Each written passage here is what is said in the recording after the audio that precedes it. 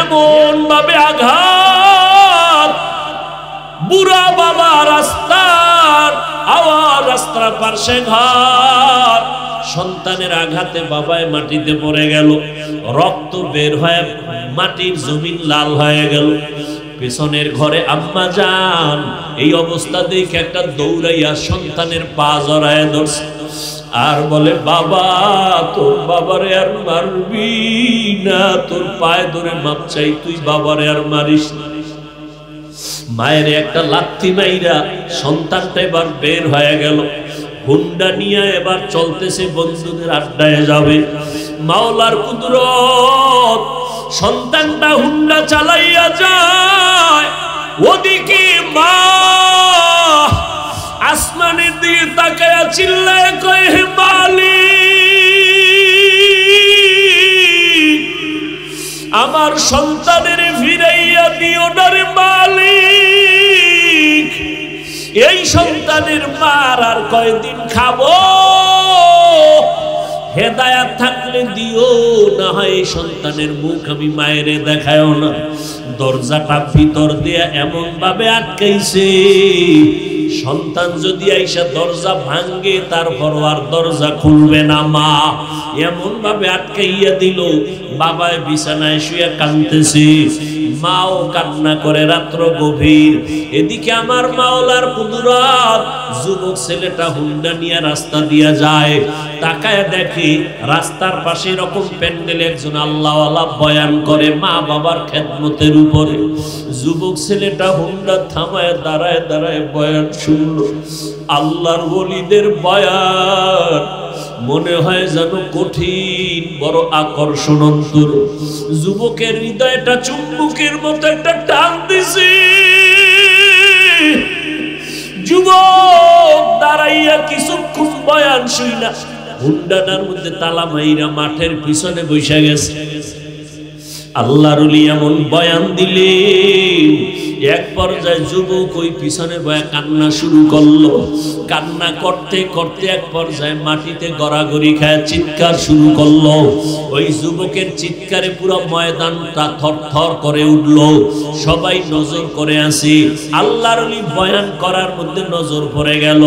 হুজুরে বয়ান থামায় বলে, যুবক বাবাটারে আমার সামনে নিয়ে আসো। সামনে নিয়ে আসলো। হুজুর মোনাজাত দিলেন। মোনাজাত দিয়া বিদায় দিয়া যুবকটারে আইসা ডাক দিয়া কাছে আইনা কয়, বাবা এত চিল্লায় কান্না কেন? আমি তো দেখলাম তুমি হুন্ডা থামায় এখানে আসছো, মনে হয় মারাত্মক কোনো অসুবিধা তোমার আছে। এবার যুবক হুজুরের পা জড়ায় কয়, হুজুর আমারে আল্লাহ মাফ করবে নি, এই দুনিয়ায় বোধহয় আমার মতো খারাপ কোনো সন্তান নাই। বলে, বাবা কি করেছো? বলে, আমি আমার বাবার গায়ে হাত তুলেছি, আমি আমার মায়ের গায়ে হাত তুলেছি, আমার জাহান্নাম ছাড়া উপায় নাই। হুজুর আমার উপায় কি হবে? একটু তওবা করাইয়া দেন, আমি আর জীবনে বুঝি মাফ পাবো না রে হুজুর। আল্লাহর ওলি বলে, বাবা তুমি মাওলার কাছে খাঁটি ভাবে ক্ষমা চাও, কান্না করো, আর তোমার মা বাবার পাও জড়াইয়া ধরো। মা বাবায় যদি মাফ করিয়া দেয় আমার মাওলার আরশ খুশি হয়ে যাবে। মা বাবায় খুশি হয়ে গেলে আল্লাহ খুশি। এবার হুজুরে দোয়া টোয়া করে দিলেন। রাতের গভীরে যুবক ছেলেটা বাড়িতে রওয়ানা। দরওয়াজার কিনারায় গভীর রাত, ডাক দিয়া কয়, মা আমি দরজার সামনে হাজির, দরজাটা খুলে দাও রে মা। মা কোনো ডাকের সাড়া দেয় না, জবাব দেয় না। মা তো ভেতর থেকে দরজা আটকাইছে, সন্তানের আর ঘরে ঢুকাইবে না। সন্তান এত ডাকে, মা সাড়া দেয় না। যখন চিল্লাইয়া কান্না শুরু করছে, মা ডাক দিয়ে কয়, আমার ঘর তোর জন্য বন্ধ করে দিছি, আর জায়গা হবে না। আবার কি মারতে আসছো? সন্তান এবার চিল্লায় আর কাঁদে আর কয়, মা আমি বেয়াদবি করেছি, আমার একটু সুযোগ দাও, আমি ক্ষমা চাইয়া তারপরে ঋণ আদায় করব। মা আমি জীবনে আর বেয়াদবি করব না। যখন সন্তানের কান্নার আওয়াজ, মায়ের কলিজার মধ্যে আঘাত শুরু হয়ে গেল। দরজাটা খোলার পর সন্তান বাবার পা জড়ায় কান্না শুরু করলো। ও আব্বা জান, আমি বুঝতে পারি নাই, মাফ করিয়া দেন। আপনি যদি আমাকে মাফ না করেন আমার উপায় নাই। ও যুবক, এই চেয়ারে বসছি বাহাদুরি না রে বাবা। আমার মা বাবার কত কান্না, কত দোয়ার কারণে আজকে এখানে বসছি। ও বাবারা, তোমরা যারা আজকে এখানে আছো, মা বাবার দোয়া কান্না ছাড়া কিন্তু কেউ পরীক্ষায় পাস করতে পারো নাই। মা বাবার চোখের পানি দোয়ার কারণে আজকে টাকার মালিক হয়ে গেছো। মা বাবার চোখের পানি আর দোয়ার কারণে আজকে বাড়ি গাড়ির মালিক, সম্মানের চেয়ারের মালিক। আজকে ওই মা বাবা যার দুনিয়ায় নাই, সাদা কাপড়ের প্যাকেট বানায় কবরে রাখছো। ওই বাবা এমন একটা রাত নাই টেলিফোন করে খবর নেয় নাই। আজকে ওই মা বাবারই কবরে রাইখা কেমনে ঘুমাও রে সন্তান? এত নিষ্ঠুর কেন হইছো? ওই মা বাবার জন্য কি এক ফোঁটা চোখের পানি ছাড়তে পারবা না? ওই মা বাবার ঋণ আদায় করা সম্ভব না রে বাবা। ওই মা বাবা গোপনে কত কান্না করে তোমার আমার জন্য দোয়া করে গেছেন। ওই মা বাবায় যদি মানুষ না বানাইতেন, মানুষ হইতে পারতাম না। ও যুবক বাবারা, এই অল্প বয়সে কে না জানি মায়ের কষ্ট দিয়া কাঁদাইছো, কত বাজে কথা বলছো, মা জানি কষ্ট পাইয়ে গোপনে কান্না করেছে। একজন আল্লাহর বান্দি স্বামীর সাথে রাতের বেলা বিছানায় শুয়া শুয়া কাঁদতেছে। স্বামী বলে, বিবি কেন কাঁদো? বলে, আমার মনে কষ্ট। কি কষ্ট? বলে, একটা সপ্তাহ হয়ে গেল আমার সন্তান আমাকে মা বলিয়া ডাক দেয় না। কেন? বলে, একদিন একটা অন্যায় করছে, আমি রাগ করছি। সন্তান ওই রাগে অভিমান কইরা এখন আর আমারে ডাকে না। ঘরে আইসা খানা খায়া চুপচাপ নেমে যায়, আমার দিকে তাকায় না, মা বলে না। স্বামী বলে, বিবি একটু ধৈর্য ধারণ করো, একদিন দুদিন একটু দেরি করো, দেখবা সন্তান ভুল বুঝতে পারিয়া কাছে আসবে। আম্মা জান কাঁদে আর কয়, স্বামী বুঝাইতে পারি না, আমি যতই ঘুমানোর চেষ্টা করি আমার ঘুম আসে না। খানার প্লেটটা নিয়ে বসি, আমার মুখে খানা যায় না, কারণ আমার কাছে লাগে খানার থেকে, ঘুমের থেকে আমার সন্তানের মা ডাকে এত মজা। ও যখন আমাকে একবার আব্বু বলিয়া ডাক দেয়, আবার কলিজা ঠান্ডা হইয়া যায়। ও যুবক, ওই মাকে জানি কারা কাঁদাইছো। বাসায় যাইয়া মাকে ডাক দিয়া ক্ষমা চাইয়া নিও। মাকে বলিও, মা আজকে এত বিশাল ময়দানে বয়ান হইল রে মা, কত আমার মতো যুবকেরা দেখলাম কান্না করলো, চোখের পানি ছাড়িয়া মোনাজাত করলো, আর আমার চোখে পানি আসলো না। মা মনে হয় যেন গুনার কারণে আল্লাহ বেজার হয়ে গেছে। মা তুমি যদি একটু মাথায় হাত দিয়া দোয়া করিয়া দাও, আল্লাহ হয়তো রহমতের দরজা খুলিয়া দিবে। ও এতিম বাবারা, আমার মায়ার নবীও বড় এতিম। আমার মায়ার নবী দুনিয়াতে আইসা বাবার চেহারা দেখেন নাই। 6 বছরে মা হারাইয়া নবীর চোখে পানি। ওই নবীর শরীরে মশা মাছি পড়া হারাম। যেই নবীর শরীরে মশা মাছি পড়ে না, ওই নবী উম্মতের জন্য দিনের দাওয়াত দিতে তায়েফে যায়। তায়েফের কাফের বেঈমানের বাচ্চারা পাথর মারিয়া নবীর শরীর মোবারকে রক্ত ঝরায়। আমার নবীর শরীর থেকে রক্ত পড়ে জুতা মোবারক আটকাইয়া যায়। আমার আল্লাহ কয়, জিবরাইল জলদি করে যাও, আমার মায়ার নবীর কান্না আমি সহ্য করতে পারি না। ও এতিম নবীর আশিক উম্মতের দল, ওই নবীর দিনের জন্য কি মায়া হবে না? ও ওই নবীর মোহাব্বত যদি অন্তরে থাকে রে বাবা, শয়তানের ধোকায় পড়ে গুনাহ তো কম করো নাই। আজকে থেকে মাওলার কাছে কান্না করো, চোখের পানি ছাড়ো, তওবা করো। কান্না যদি না আসে চেষ্টা করো বাবা। দুনিয়ার ঘরে আগুন লাগলে পানি ছাড়া ঠান্ডা করা যায় না। জাহান্নামের আগুন গুনার কারণে জ্বলতে থাকবে, পানি ছাড়া ঠান্ডা হবে না। তবে দুনিয়ার আগুনটা বৃষ্টির পানি, নদীর পানিতে নিভানো যায়। জাহান্নামের আগুন চোখের পানি ছাড়া নিভানো যাবে না। এই জন্য আল্লাহ কোরআনেও বলেন কান্নার কথা। আমার নবীও জিন্দেগি ভর কান্না করেছেন। আবু বকরের মতো বান্দা জান্নাতের টিকিট পাইয়া কান্না করেছেন। ওমরে ফারুক কান্না করেছেন। সেই তুলনায় আপনার আমার তো আজীবন কান্না করা দরকার। যেই পরিমাণ গুনাহ করেছি, মানুষ আমার গুনার খবর জানে না, জানলে চেয়ারে বসতে দিত না।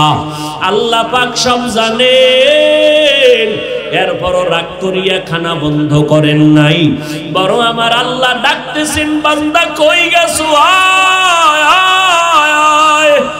ওরে বান্দা, আমার রহমতের দরজা খোলা। আমার দরজা ছাড়িয়া যেদিকেই যাবি জাহান্নামের আগুন। এক সেকেন্ডের জাহান্নামের আগুন সহ্য করতে পারবা না। ও বাবা, বাসায় গিয়া মশারি ছাড়া ঘুমাইতে পারো না, মশার কামড়। ফ্যানের বাতাস চালায়া ঘুমাও, গরম। আল্লাহ না করুন গুনাহ নিয়ে যদি কবরে যাও, ওই কবরে জাহান্নামের আগুনের গরম। ওই কবরের দুই পার্শ্বের মাটির চাপ কেমনে সহ্য করবা? আল্লাহর কোরআন সত্য, গুনাহ নিয়ে কবরে গেলে আযাব হবে সত্য। এখনো সময় আছে, আমার মাওলাকে মনে মনে ডাকো, মনে মনে বলো, হে আল্লাহ, এই ময়দানে আমার মতো গুনাহগার কেউ নাই। ও আল্লাহ, আমার গুনার কারণে আমার হাত না পাক, আমার চোখ না পাক, জিহ্বা না পাক, অন্তর না পাক। আজকে তওবা করে ফেললাম, মরিয়া গেলে যাব, আর নামাজ ছাড়বো না, আর দাড়ি কাটবো না, মা বাবাকে কষ্ট দিব না, উলামায়ে কেরামের পরামর্শ নিয়ে চলবো, নবীর সুন্নাত অনুযায়ী চলবো, দেশ জাতির বিরুদ্ধে ষড়যন্ত্র করব না। তওবা করার মতো যদি অন্তর কারো তৈরি হয়, মুনাফিকি না থাকে, খাঁটি তওবার নিয়ত যাদের আছে রে বাবা, দুইটা হাত আমার আল্লাহকে দেখাইয়া দাও। আয় আল্লাহ, হাতগুলো কবুল করে নেন, তওবা কবুল করে নেন, তওবার উপরে মজবুত হইয়া চলার তৌফিক দান করেন, আমিন। ইবাদত বলতে দুনিয়ায় তুমি যা কিছুই করবা, যা কিছু বলবা, সব ইবাদত। এমন একটা কাজ নাই, কথা নাই যেটা ইবাদতের বাউন্ডারির বাইরে যাবে। তোমার জীবনের সব কাজই ইবাদত। ইবাদতের চাদরে তোমাকে আটকায় দেওয়া হয়েছে। তুমি বাথরুমে যাইবা, তাও তোমার ইবাদত বানায় যেতে হবে। তুমি খানা খাইবা, তোমার খানাটা যেন কুকুরের মতো না হয়। কুকুরেও খানা খায়, বিড়ালেও খায়, দুনিয়ার সব প্রাণী খানা খায়, তুমি মানুষও খাইবা, তবে ব্যবধান থাকতে হবে। কুকুরের খানা ইবাদত না, কুকুরের ঘুম ইবাদত না। সব প্রাণীও খাবে, তুমিও খাইবা, তবে মানুষ, তোমার খানা হবে ইবাদত। অন্য প্রাণী ঘুমাইবে, তুমিও ঘুমাইবা, অন্য প্রাণীর ঘুম ইবাদত হবে না, তোমারটা ইবাদত হবে।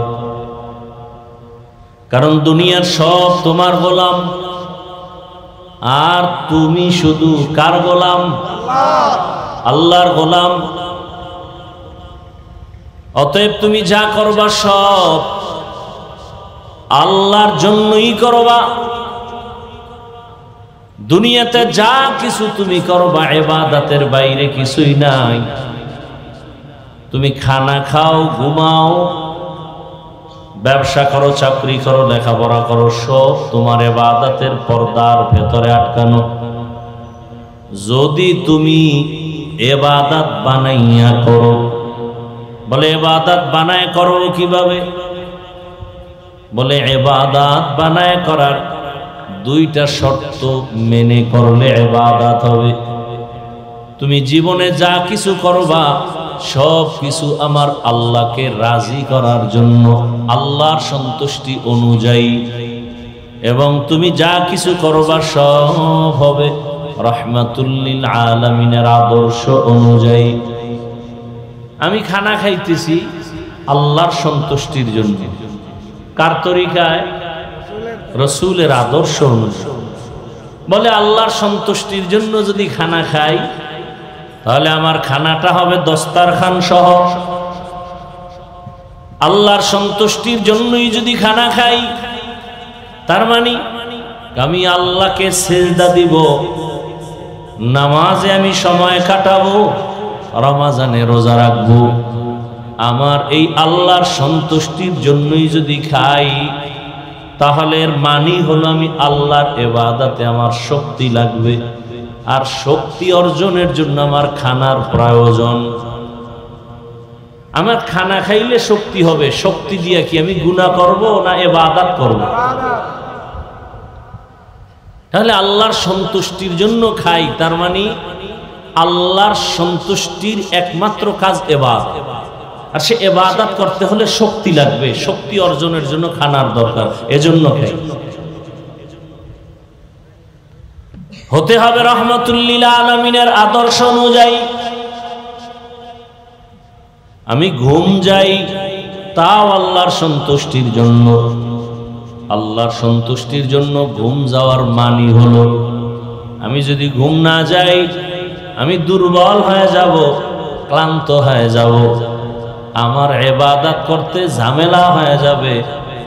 আল্লাহকে সন্তুষ্টি রাখার জন্য যেন আমার কোনো ঝামেলা আমাকে আটকাইতে না পারে, এজন্য আমার ঘুমও দরকার। এটা আল্লাহ দিয়েছেন আমার সুস্থতার জন্য। আলাম নাজআলিল আরদা মিহাদা ওয়াল জিবালা আওতাদা ওয়াজআলনাল লাইলা লিবাসা ওয়াজআলনান নাহারা মাআশা। রাত আল্লাহ দিয়েছেন প্রত্যেকটা প্রাণীর আরামের জন্য। সমস্ত চিকিৎসা বিজ্ঞানীরা একমত, মানুষের জীবনের সুস্থতার জন্য রাতের ঘুম হলো তার মহা ঔষধ। রাতের ঘুম না দিনের ঘুম? রাতের ঘুম সারা দুনিয়ার মানুষের শরীরকে পরিপূর্ণ সুস্থ রাখার এক মহা ফ্রি ঔষধ। রাতের ঘুম সারাটা দিনও যদি কেউ ঘুমায় রাতের ঘুমের বরকত দিনের ঘুমে আসে না। তবে রাতের ঘুম পুরা রাত না, সন্ধ্যা রাতের ঘুম শরীরের ঔষধ না, শেষ রাতের ঘুম শরীরের ঔষধ না, একমাত্র মধ্যরাতের ঘুম হলো শরীরের জন্য এক মহা ঔষধ। কোন রাতের ঘুম? মধ্যরাত। চিকিৎসা বিজ্ঞানীরা বলে মধ্যরাত বলতে 10টা থেকে 2টা 3টা পর্যন্ত। এরপরে তুমি উঠো, ওই শেষ রাতের ঘুম আর তোমার শরীরের জন্য ঔষধ না। এজন্যই তো হাদিসে পাকে আল্লাহর রাসূল বলেন প্রত্যেক রাতের শেষ অংশে আল্লাহ পাক প্রথম আসমানে আসেন, তার বান্দা বান্দীকে ডাকেন। কে আসেন? কোথায়? কোন দিন? বলেন। প্রতি রাতে প্রথম অংশে। কোন সময়? অতি গভীর হয় রজনী যখন, নীরবে প্রভুর নাম জপিও তখন। প্রভুর করুণা যদি পাইবারে চাও, গভীর রাতে উঠে প্রভুর গুণগান গাও। প্রত্যেক রাতের শেষ অংশে আল্লাহ আসেন। কেন আসেন? বান্দাকে কিছু দিতে না বান্দার থেকে নিতে? নিতে। আপনাদের তো কিছু দরকার নেই, যারা বলে আমার প্রয়োজন, আল্লাহ বলেন আমি দেওয়ার জন্য আসছি, তুই কেন ঘুমাও? বোঝা গেল তোমার কথায় কাজের মধ্যে মিল নাই। যদি তোমার কিছু প্রয়োজনই হয়, আমি আল্লাহ দেওয়ার জন্য আসি। প্রতি রাতের শেষ ভাগে এমন একটা রাত নাই যে আমি আসি না।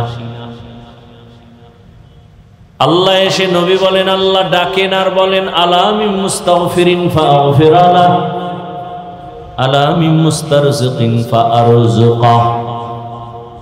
কার রিজিক দরকার চাও, আল্লাহ দেওয়ার জন্য আছে। কে অপরাধ করেছো ক্ষমা চাইবা, চাও আমি ক্ষমা করে দিব।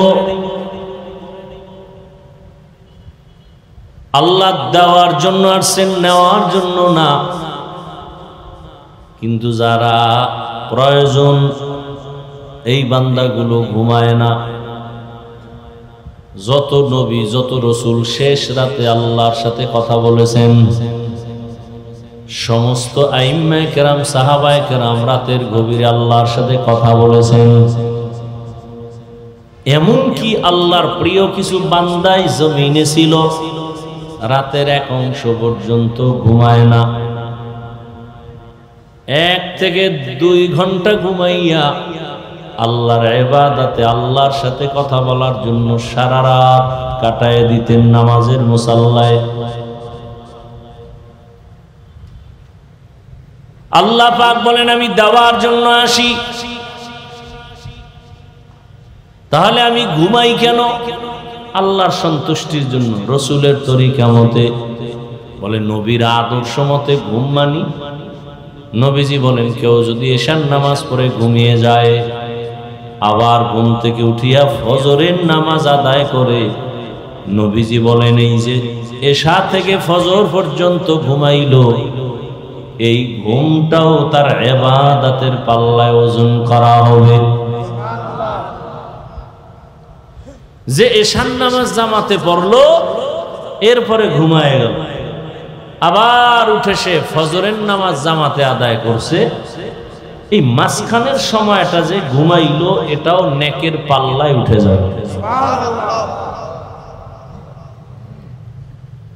তাহলে ইবাদতের জন্য আল্লাহ পাঠাইছেন। ইবাদত সব কার সন্তুষ্টির জন্য? নিজের মন গড়া করলে আর ইবাদত, সেটা ব্যবসা না। নামাজও যদি কেউ মন গড়া পড়ে, তাহলে আর ইবাদত হবে না। সব কিছু হওয়ার জন্য শর্ত রসুলের তরিকা, আদর্শ, এর নাম সুন্নত। এর নাম কি? তো কো যাও সুন্নতে আহমদ কো যা, বা মুহাম্মদ কে বুয়দ নসবত তোরা, মান আহাব্বা সুন্নতে কৌলে রসুল, মজদায়ে কানা মাই হাম কুন কবুল। রহমতের নবীর আদর্শ। মাগরিবের ফরজ নামাজ কত রাকাত?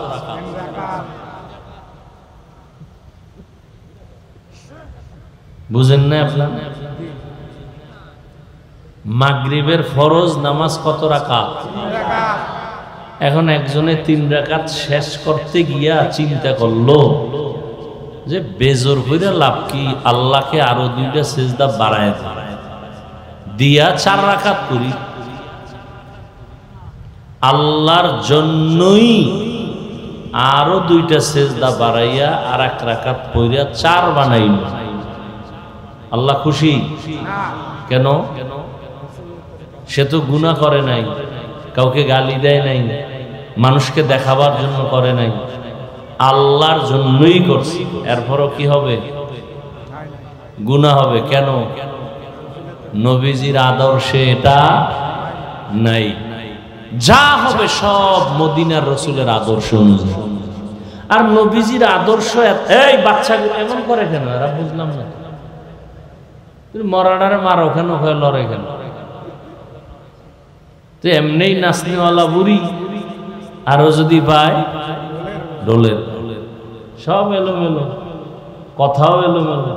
কিন্তু আরো ঝামেলা করলে তো সব শেষ, আমও গেল সালাও গেল। আল্লাহ হেদায়াত দান করুন।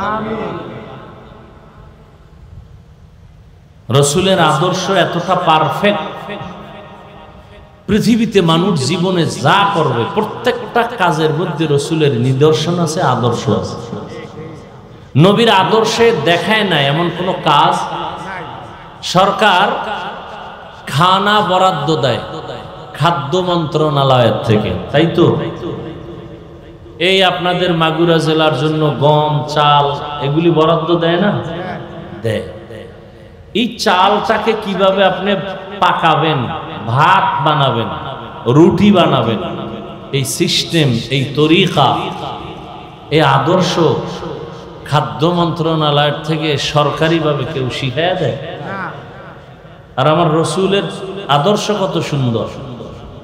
তুমি খানাটা পাকাইবা কিভাবে, নবী দেখাইয়া দিছেন, শিখাইয়া দিছেন।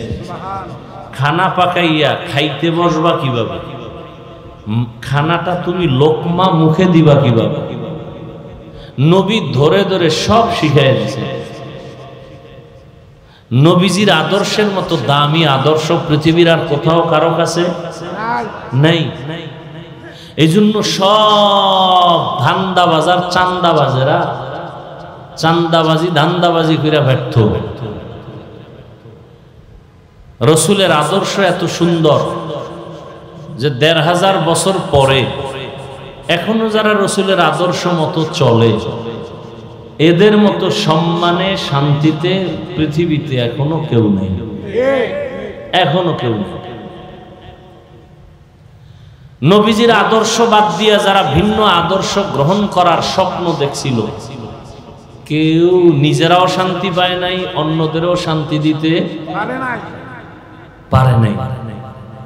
এখানে আপনারা অনেক শিক্ষিত মানুষ, কেউ যদি বলতে পারেন যে মদিনার রসুলের আদর্শ থেকে আরো সুন্দর আদর্শ আছে শেখ মুজিবুর রহমান সাহেবের মধ্যে, কথা বুঝেননি? নাউজুবিল্লাহ পরে বলেন, আগে নাউজুবিল্লাহ বলেন কেন?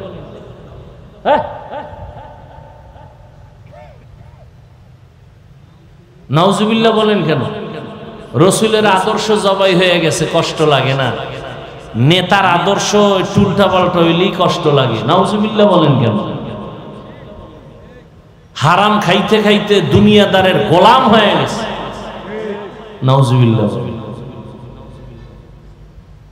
শেখ মুজিবুর রহমানের আদর্শ বাস্তবায়নের জন্য কল্লা দেয়, জিয়াউর রহমান সাহেবের আদর্শ বাস্তবায়নের জন্য কল্লা দেয়, আর হেনে ভাই নাউজুবিল্লাহ বলে। আপনার নাউজুবিল্লাহর ভ্যালু কি? আপনি রসুলের আদর্শই যদি মানেন, দাড়ি নাই কেন, টুপি নাই কেন, নামাজ নাই কেন, পর্দা নাই কেন, সুদ খান কেন, ঘুষ খান কেন, বেপর্দায় চলেন কেন? ফট করে নাউজুবিল্লাহ বলে ফেললেন। সমাজে সুদের ব্যবসা চলে কেন, ঘুষের ব্যবসা চলে কেন, মানুষ হত্যা করা হয় কেন, মানুষের বাড়ি গাড়িতে ডাকাতি আর জুলুম করা হয় কেন?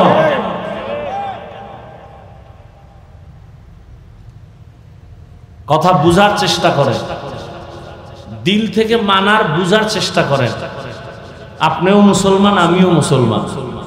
আপনার আল্লাহ আমার আল্লাহ না দুই?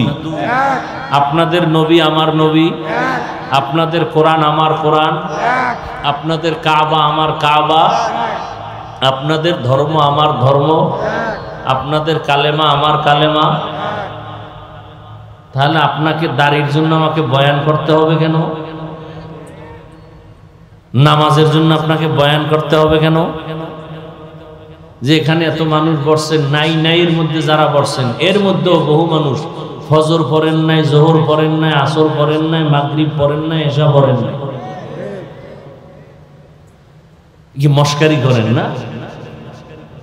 রসুল বলেন বেঈমানেরা নামাজ পড়ে না, মুমিন যারা নামাজ ছাড়ে না।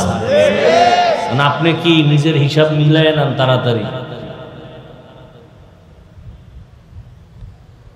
তো আমি আপনাদের বুঝাবার জন্য বলতেছিলাম, কেউ যদি বলে কথার কথা যে রসুলের আদর্শ থেকেও আরো সুন্দর আদর্শ শেখ মুজিবুর রহমান সাহেবের, আমি হাফিজুর রহমান আল্লাহর কসম করে বলি, নবীজিরটা বাদ দিয়ে আমি শেখ সাহেবেরটা নিব যদি সুন্দর। আমি আমারটা বলতেছি, কেউ যদি বলতে পারেন মাগুরার মানুষ নবীজির থেকেও জিয়াউর রহমান সাহেবের আদর্শ ভালো, আমি মদিনার রসুলেরটা বাদ দিয়া জিয়াউর রহমান সাহেবেরটা নিব, বলার মতো কারো কলিজা আছে? নাই তো নাই। বরং এটা ফাইনাল কথা, দুনিয়ার সব চান্দাবাজার ধান্দাবাজের আদর্শ না পা, রসুলের আদর্শই শুধু পা। এই জন্য রসুলের আদর্শ আমরা হুজুরেরা মানি, আমরা এখনো পবিত্র অবস্থায় আছি। আর যারা মানে না, ও শরীরের পাশে দাঁড়াইলেও গন্ধ, গাঞ্জার গন্ধ, মদের গন্ধ, বিড়ির গন্ধ। কথা ঠিক নেই? এরপর ওদের কলিজা না পা, দেমাগ না পা, খানা খাইয়ে টানে মদ, ব্যবসা চলে সুদ, 24 ঘন্টার সেকেন্ডে সেকেন্ডে সেকেন্ডে অল টাইম। পুরুষেরা জেনার গুনাহ করে মায়ের সাথে, মহিলারা যদি হারাম খায় জেনা হয় বাবার সাথে। কত বড় মারাত্মক অন্যায় করে আপনি চিন্তা করেন। আল্লাহ পাক বলছেন, আমি দুই দল মানুষের সাথে আমি আল্লাহ নিজে যুদ্ধ করার জন্য রেডি। কতটা কঠিন কথা যে আল্লাহ নিজে যুদ্ধ করবেন। এর মধ্যে একদল সুদখোর, একদল, আর একদল ওলিয়া উলিয়ার দুশ্মন। আমাদের সমাজে আছে না, মোস লাম্বা কইরা চায়ের দোকানে বাহাদুরি করে, আউজুবিল্লাহ পারে না, বিসমিল্লাহ পারে না, বলে আমরা ওলিয়া উলিয়া মানি না। সারা বাংলাদেশে বলেছি, আল্লাহর জাতের কসম করে আজও বলে গেলাম, যারা বলে ওলিয়া উলিয়া মানি না, এরা কোরআন মানে না, বুখারী শরীফ মানে না, এরা ভণ্ড। এদেরকে যারা ভণ্ড বলে না, তারাও ভণ্ড। আমার এই কথা সন্দেহ করলো তার ঈমান দুর্বল হয়ে যাবে। এই জমিনে যারা ওলিয়া উলিয়া মানে না, এরা কোরআনও মানে না, বুখারীও মানে না, তাহলে এরা হক না বাতিল? এদেরকে যারা বাতিল বলবে না, তারাও কি বাতিল? তাহলে ওলিয়া উলিয়ার সাথে যারা দুশ্মনী করবে, আল্লাহ নিজে বলেন বুখারী শরীফে, রসুল আপনি বলে দেন আমি আল্লাহ নিজে রেডি তার সাথে যুদ্ধ করব। কতটা মারাত্মক সতর্কবাণী। আব্রাহাম লিঙ্কনের আদর্শ না পাপ, মাও সেতুনের আদর্শ না পাপ, লেনিনের আদর্শ না পাপ, কালমার্সের আদর্শ না পাপ।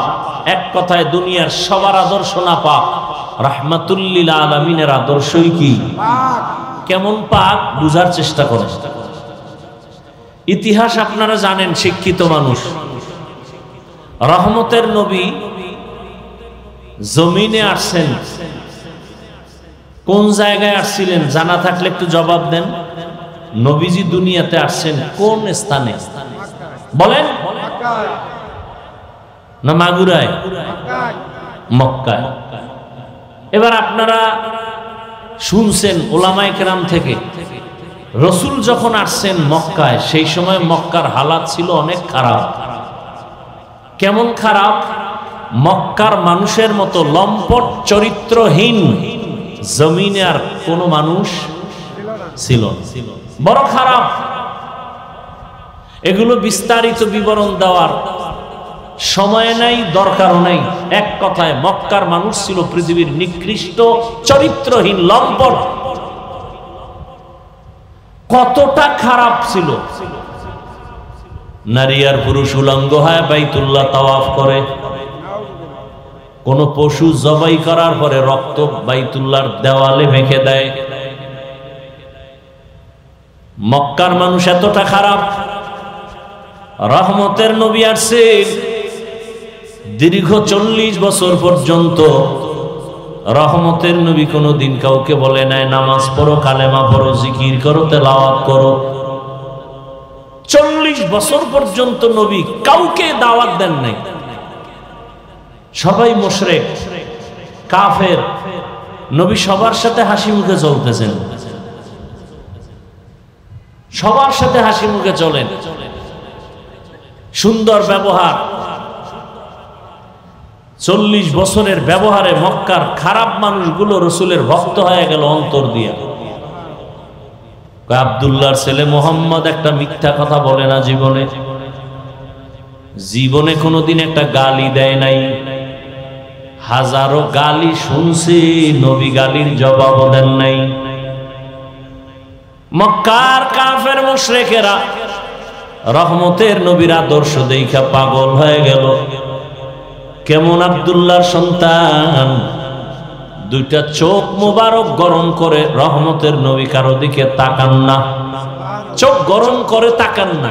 কতটা শান্ত, কতটা ভদ্র, কতটা নম্র। 40 বছর পরে আল্লাহ পাক নবীকে কোরআন অবতীর্ণ করলেন, দাওয়াত শুরু হয়ে গেল। রহমতের নবী কোরআন পায়া দাওয়াত শুরু করলেন। এবার একদল নবীর ভালো জানিয়াও কালেমা পড়ে না, আর একদল এক আওয়াজে নবীর হাতে কালেমা পড়ে।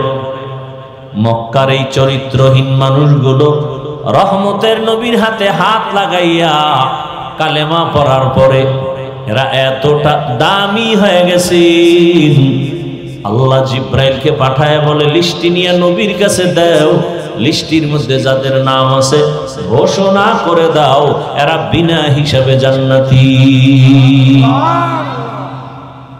কয়জন? 10 জন সাহাবা। দুনিয়াতেই তারা গ্যারান্টি জান্নাতের সুসংবাদ পেয়ে গেলে। জানা থাকলে বলেন প্রথমে কার নাম, দ্বিতীয় কার নাম, তৃতীয় কার নাম, চতুর্থ কার নাম? এরকম 10 জন সাহাবা জান্নাতের অগ্রিম সুসংবাদ পেয়ে গেলেন রাদিয়াল্লাহু আনহুম আজমাইন। এই যে মক্কার খারাপ মানুষগুলো জান্নাতের সুসংবাদ পাইলেন দুনিয়াতে জিন্দা অবস্থায়। এরা এত খারাপ ছিল। কেমন খারাপ আপনারা তো জানেন। যেই রহমতের নবীকে এক নজর মোহাব্বতের দিকে তাকাইলেই মাত্র এক নজর জাহান্নামের আগুন হারাম। এবার বুঝেন নবীর চেহারা কেমন, কেমন মায়ার নবী আমার। যেই রহমতের নবীর চেহারা মোবারকে এক নজর দিলে 7 দিনের ক্ষুধা পেটের মধ্যে থাকে না। কেমন রহমতের নবী, যেই রহমতের নবী রাস্তা দিয়ে যখন চলেন সূর্যের গরম যেন কষ্ট না হয়, মেঘের খণ্ড ছায়া দেয়। রহমতের নবী, কেমন রহমতের নবী যার শরীর মোবারকে মশা মাছি পড়ে না, হারাম। নবীজি রাস্তা দিয়ে যখন চলেন গাছ দুপার্শ্ব থেকে নত হয়ে রাসূলকে সালাম দেয়। রহমতের নবী যেখানে কদম দেন সেখান থেকেই দীর্ঘ বছর শুধু মেশকের ঘেরান আসতে থাকে। সুবহানাল্লাহ, সুবহানাল্লাহ। আম্মা জান আয়েশা রাদিয়াল্লাহু আনহা বলেন, রহমতের নবীর ঘাম বোতলের মধ্যে ভরে রাখতাম, আর ওই ঘামগুলো আমরা বড় বড় অনুষ্ঠানে আতর হিসেবে ব্যবহার করতাম। ইমামুল আউয়ালিন আল আখিরিন বহরে সদকা রাহমাতাল লিল আলামিন। এমন মায়ার নবী, গর্তের পিপিলিকা আল্লাহর কাছে আরজি পেশ করে নবীকে দেখবে। সাপ অপেক্ষা আছে নবীকে দেখার জন্য। এতটাই নবীর আশেক সব মাখলুকাত। সেই নবীজিকে 13 বছর দেখলো আবু জাহাল, কালেমা পড়ে নাই। কয় বছর? নবীর সামনাসামনি দেখছে, কথাও শুনছে, বয়ানও শুনছে, কালেমা পরে নাই। হাতের মুষ্টিতে পাথর নিয়ে কয়, এই আব্দুল্লাহর ছেলে, নাম কি? সাল্লাল্লাহু। আমার হাতের মধ্যে কি আছে বলো তো? বললে কি হবে? বললে তোমারে পুরস্কার দেব। কি দিবা? বলে আমি তোমাকে কালেমা পড়ে তোমার নবুয়তকে মেনে নিব। নবী বললেন আমি তো বলতে পারি না আপনার হাতে কি আছে। কেন? বলে আমি গাইবের মালিক না। গাইবের মালিক কি? আল্লাহ। তবে নবী বললেন হাতের মধ্যে যা আসো তোর একটা আওয়াজ দে। নবীজি কথা বলা মাত্র পাথরগুলো কালিমায়ে শাহাদাতের আওয়াজ দিল। এত বড় নিকৃষ্ট বেঈমান আবু জাহাল পাথরগুলো মাটিতে ফেলে বলে তুমি বড় জাদুকর। অন্যদিকে 27 বছরের এক যুবক সন্তান, কয় বছর? 27। তরবারি নিয়ে দৌড়ায় আমার নবীকে জবাই করার জন্য। রহমতের নবীকে দেখা মাত্র তরবারিটা ফালাইয়া রহমতের নবীর সামনে গিয়া ক্ষমা চাইয়া কালেমা পড়ে মুসলমান হয়ে গেলেন। কয় বছরের যুবক? 27। নবীরে জবাই করতে যায়। এবার বুঝেন কত খারাপ। লাভ কি? 100 লাল উট পুরস্কার পাবে। পুরস্কারটা দিবে কে? আবু জাহাল। 27 বছর বয়সে নবীকে জবাই করার জন্য যায়। বুঝেন যে কতটা খারাপ ছিল তার। সেই ওমর, নাম কি? সেই ওমর এখন কালেমা পড়ে কতটা দামি হয়ে গেল। কালেমা পড়িয়েই বাইতুল্লাহর পাশে তরবারি নিয়ে দাঁড়ায় গেল। ভাষণ দিয়া দিল, এই মক্কার কাফের মুশরিকেরা, মুহাম্মদের বিরুদ্ধে কথা বললে আমার সামনে দাঁড়া। আমার তরবারি তোমাদের জন্য যথেষ্ট। নবী কলিজা দিয়া দোয়া করলেন, আল্লাহ ওমরের এত পাওয়ার দান করেছেন, ওমর এখন যেই রাস্তা দিয়া চলে শয়তান ওই রাস্তায় আসে না। ওমরের দেখলেই দৌড়। এটা চিন্তা করেন তো 1 মিনিট, এই ওমর কেমন ওমর? শয়তান আল্লাহর সামনে চ্যালেঞ্জ দিয়ে সেজদা করে না আদম রে। এত বড় নিকৃষ্ট সে ওমরের দেখলে দৌড়ায়। যুবক ছেলেটা মদের বোতল নিয়ে রাস্তা দিয়ে হাঁটে। হঠাৎ করে নজর করে দেখে অপর পার্শ্ব থেকে ওমর আসতেছে। যুবক ভয়, যদি ওমর দেখে আমার হাতে মদের বোতল তো কল্লা ফেলে দিবে। বোতল ফালাইয়াও দিতে পারে না, ওমরের নজর লেগে গেছে। মনে মনে আল্লাহরে ডাক দিছে, আল্লাহ মইরে গেল আর মদ খামু, ওমরের হাত থেকে আমাকে বাঁচাও। ওমর কাছে আসছেন, একাই যুবক মদের বোতল, আর বোতলটা আমার হাতে দাও। কি আছে তো জানি না, দেখি। যুবক তো কাঁপতেছে, দাও। যুবক তো দিল থেকে আল্লাহকে ডাকছে আর তওবা করছে। দিলের কান্না বড় দামি, দিলের তওবা বড় দাম। আমরা তো তওবা করি চোরের মতো। চোরের যখন বেতের বাড়ি দেয় ওকে আর জীবনে চুরি, কিন্তু যে ভিডায় মনে মনে কয় সুযোগ পাইলে তোরেও ছাড়ব না। যুবক তো তওবা অন্তর থেকে করে ফেলছে। বোতলটা ওমরের হাতে যাওয়া মাত্র ওমর তাকায় দেখে 1 ফোঁটা মদও নাই, পুরা বোতলে সাদা দুধে ভরা। সুবহানাল্লাহ। শুধু কি তাই, ওমর তো নাই, 1500 বছর হয়ে গেল,